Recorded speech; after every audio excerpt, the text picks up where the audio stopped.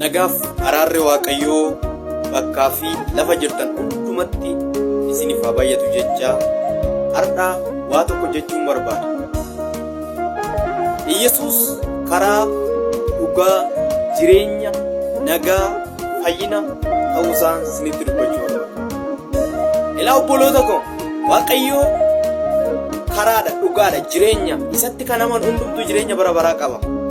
Wangeela Yohaannis boqonnaa 3:16 irratti Waaqayyoo akkasitti ilma isaa dabarsee biyya lafaaf kenneera. Isatti kan amanu hundumtuu jireenya bara baraa haa qabaatu malee haa baduufi miti jedhee dubbata lafa sanatti. Haleluuyaa!